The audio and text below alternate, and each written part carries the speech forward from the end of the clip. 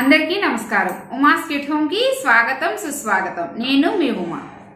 ముందుగా ఈ రోజు పెళ్లి రోజు మరియు పుట్టినరోజు జరుపుకుంటున్న వారందరికీ నా హృదయపూర్వక శుభాకాంక్షలు. మీరు ఇలాంటి పెళ్లి రోజులు మరియు పుట్టినరోజులు మరెన్నో జరుపుకోవాలని మనస్ఫూర్తిగా భగవంతుడిని ప్రార్థిస్తున్నాను. ముందుగా ఎవరైతే మొదటిసారి నా ఛానల్ చూస్తున్నారో దయచేసి సబ్స్క్రైబ్ చేసుకోండి. అలాగే మర్చిపోకుండా పక్కనున్న బెల్ ఐకాన్ క్లిక్ చేసుకోండి. అప్పుడే నేను అప్లోడ్ చేసిన వెంటనే నోటిఫికేషన్ అనేది మీకు ముందుగా చేరుతుంది. నా ఛానల్ని సపోర్ట్ చేయాలనుకుంటే దయచేసి నాకు ఒక లైక్ చేయండి. ఈరోజు వీడియోలోకి వెళ్ళిపోదాం. నగలు అలాగే డబ్బు వీళ్ళ దగ్గరికి అస్సలు రాదటండి. వీళ్ళ ఇంట్లో ఉండదంట. అసలు అవి ఏంటో తెలుసుకుందాం. ఇప్పుడు కొంతమంది అనుకుంటుంటారు, మేడం మేము బాగా కష్టపడుతున్నాం, మా ఇంట్లో అందరూ కూడా చక్కగా కష్టపడుతున్నాం, మాకు ఇంట్లో డబ్బు బాగానే వస్తుంది, కానీ ఏదో ఒక ఖర్చు వల్ల ఏదో ఒక అనవసర ఖర్చులు, అనారోగ్య సమస్యలు, లేకపోతే ఆ టైం డబ్బు వచ్చే టైంకి వెంటనే వేరొక ఖర్చు అనేది మాకు రెడీగా ఉంటుంది, ఇలా వస్తుంది అలా ఖర్చు అయిపోతుంది, ఇంట్లో ధనం అనేది అస్సలు నిలవడం లేదని కొంతమంది అనుకుంటుంటారు. అలాగే కొంతమంది ఎంతో కష్టపడి రూపాయి కష్టపడి అది ఒక దగ్గర చేర్చి ఎంతో కొంత బంగారం అనేది ఇంట్లో సమకూర్చుకుంటారు. అలా సమకూర్చుకునే బంగారం ఏమవుతుంది, కొన్ని కారణాల వల్ల అది తాకట్టు పెట్టవలసిన పరిస్థితి వస్తుంది. అలా తాకట్టు పెట్టినది మనం విడిపించుకోలేని పరిస్థితులు కొంతమందికి ఉంటాయి. ఇలాంటి సమస్యలన్నీ వస్తున్నాయి అంటే మనం ఇంట్లో ఏదో చిన్న పొరపాట్లు అనేవి మనం చేస్తున్నామని అర్థం. మనం ఈ చిన్న పొరపాట్లు కన్నా మనం చూసుకొని సరిదిద్దుకున్నాం అనుకోండి, ఇలాంటి చాలా సమస్యలు కొంచెంగా క్రమంగా తగ్గుముఖం పడతాయి. అసలు మనం ఏంటి ఆ చిన్న పొరపాట్లు ఏం చేస్తున్నాం ఇంట్లో ఈరోజు తెలుసుకుందాం. ముందుగా పాలు. ఏ ఇంట్లో అయితే పాలు అనేవి వేస్ట్ చేయబడతాయో ఆ ఇంట్లో లక్ష్మి అనేది నిలవదు. ఇప్పుడు మనం పాలు తెచ్చుకుంటాం, పాలు తెచ్చుకొని వేడి చేస్తాం, ఉదయం మరగబెట్టినప్పుడు వేడి చేస్తాం, వేడి చేసిన తర్వాత అవి అలాగే ఉంచేస్తాం, సాయంత్రం వరకు మనం మర్చిపోతాం, మళ్ళీ వేడి చేయము, ఫ్రిడ్జ్లోనూ పెట్టాం, రెండు మర్చిపోతాం. మీరు మర్చిపోవడం వల్ల ఏమవుతుంది, అవి పాలు అనేవి విరిగిపోయి వేస్ట్ అయిపోతుంది. ఈ విధంగా పాలు అనేవి ఎట్టి పరిస్థితుల్లోని ఇంట్లోని వేస్ట్ అవ్వకూడదు, ఎందుకంటే వృధా అవ్వకూడదు. ఎందుకంటే పాలు అనేవి లక్ష్మీ స్వరూపం కాబట్టి ఇంట్లో పాలు ఎట్టి పరిస్థితుల్లోని వృధా కాకుండా చూసుకోండి. ఇంత మిగిలిందా కొంచెం వేడి చేసి కొంచెం పెరుగు వేసి తోడు పెట్టి పెరుగుని మజ్జిగ కింద వాడేసుకోండి. లేదు కొంచెం మిగిలిందా అది ఫ్రిడ్జ్లో భద్రపరచుకోండి. అంతేగాని పాలు ఎట్టి పరిస్థితుల్లోని వృధా కానివ్వకండి.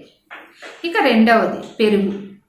కొంతమంది ఉంటారు పెరుగు తోడు పెడతారు, అది వాడరు, బయటనే ఉంచేస్తారు, అది పులిసిపోయిందని చెప్పి పడేస్తుంటారు.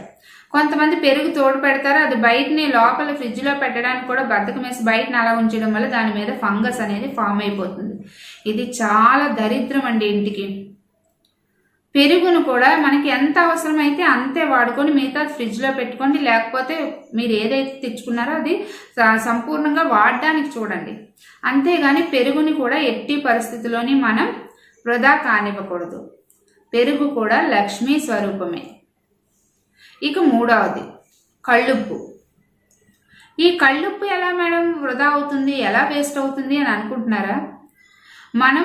నేను ఇంతకు ముందు వీడియోస్ నాకు చూసినట్టయితే తెలుస్తుంది. మనం ఇంట్లో ఫస్ట్ నెలలో మనం జీతం అందుకున్న తర్వాత మనం మొదటిగా చేయవలసిన పని ఏంటని చెప్పాను, కళ్ళుప్పు ఒక ప్యాకెట్, ఆ ఒక్క దాంట్లో 10 రూపాయలు తీసి ముందుగా వెళ్ళి కళ్ళుప్పు అనేది మనం శుక్రవారం పూట అయితే మరీ మంచిది కొని తెచ్చుకొని పెట్టుకోవడం వల్ల లక్ష్మీ అనుగ్రహం అనేది మనకి సిద్ధిస్తుంది అని చెప్పాను.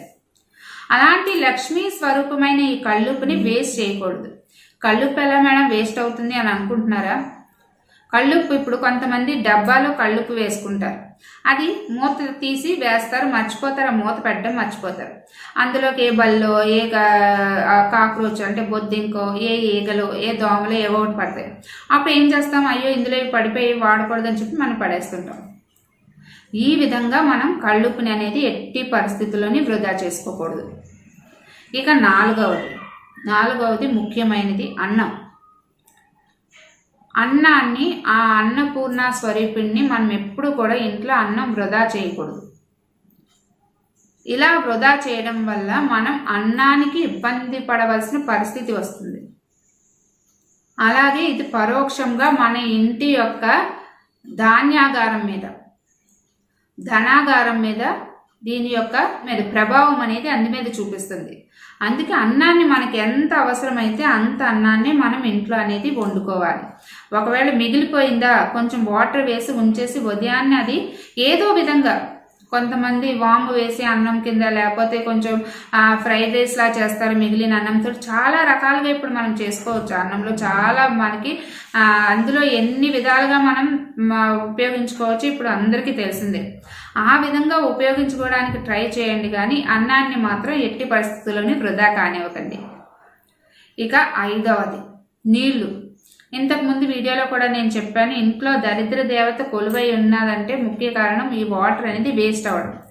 ఇప్పుడు కొంతమంది ఇళ్ళలో ట్యాప్లు అనేవి అలాగే డ్రాపు డ్రాపు డ్రాపు చుక్క చుక్క చుక్క పడుతూ ఉంటాయి. అలా పడడం వల్ల నెగిటివ్ ఎనర్జీని అనేది అది ఆకర్షిస్తుంది. ఇలా ఆకర్షించడం వల్ల మన ఇంట్లో ధనం యొక్క నిల్వలు అనేవి ఉండకుండా అవి తరిగిపోతూనే ఉంటాయి. అది 10 అవనియండి, 100 అవనియండి, 1000 అవనియండి, లక్షలు అవనియండి, ఏదైనా సరే ఈ యొక్క మనం ఆ కొళాయి నుంచి ఎప్పుడైతే చుక్కా చుక్కా నీరు పడిందో ఇంట్లో అనేది ధనం అనేది ఎట్టి పరిస్థితుల్లో నిలవదు. ఇవి సరి చూసుకొని మనం ఇంట్లో ఇవి ఏదైనా సరే మన ఇంట్లో మనం వృధా చేస్తున్నామా అని చెప్పి ఒక్కసారి సరి చూసుకోండి. ఒకవేళ ఏదైనా ఇందులో విషయాలు కనుక మనం చేస్తున్నట్టయితే తప్పకుండా వాటిని అక్కడితోటే ఆపేసి అలాంటి వృధా అవ్వనివ్వకుండా జాగ్రత్త పడండి.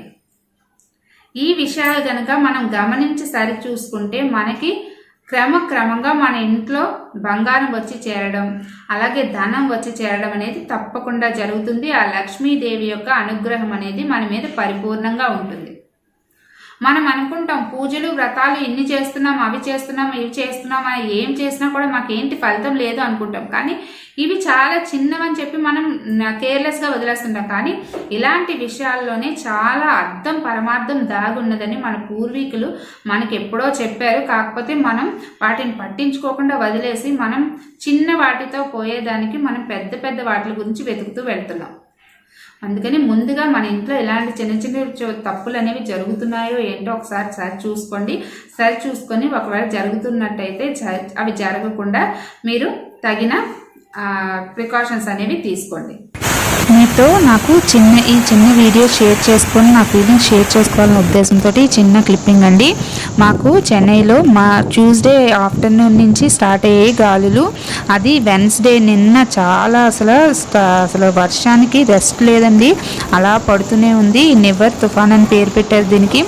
ఇది ఎలా కనిపించిందంటే మనకి హుదూద్ తుఫాన్ వచ్చింది కదా, ఆ హుదూద్ తుఫాన్ లాగా కనిపించింది. అప్పుడు మేము విశాఖ జిల్లాలోనే ఉన్నాము. ఆ హుదూద్ తుఫాన్కి నీట్గా ఉంది. ఇది మాకు బీచ్ 2 minutes అండి మా ఇంటి దగ్గర నుంచి వాకబుల్ డిస్టెన్స్ అవ్వడం వల్ల ఇంకా ఎక్కువ గాలులు వచ్చి అసలు ఎలా అంటే సముద్రం ఘోష పెడితే ఎలాగ సౌండ్ వస్తుందో అలా గాలుల సౌండ్ వచ్చిందండి మాకు ఇక్కడ. అసలు నేను ఈ వీడియో చూస్తున్నప్పుడు బ్యాక్ కూడా పడిపోబోదును, అంత గాలి వచ్చింది. ఈ చిన్న వీడియో మీకు నచ్చినట్టయితే తప్పకుండా నాతో ఫీలింగ్స్ అనేవి షేర్ చేసుకోండి. ఈరోజు వీడియో అదండి. నాకు తెలిసిన విషయాలు మీతో షేర్ చేసుకున్నాను. ఈ వీడియో నచ్చితే కనుక తప్పకుండా నా ఛానల్ సపోర్ట్ చేయాలనుకుంటే తప్పకుండా నాకు ఒక లైక్ చేయండి, అలాగే షేర్ చేయండి, అలాగే కామెంట్ చేయండి. మళ్ళీ ఇంకొక మంచి ఆధ్యాత్మిక విషయంతో మీ ముందుకు వచ్చేస్తాను. అంతవరకు సెలవు. నేను మీ ఉమా. ధన్యవాదాలు. సర్వే జనా సుఖినో భవంతు.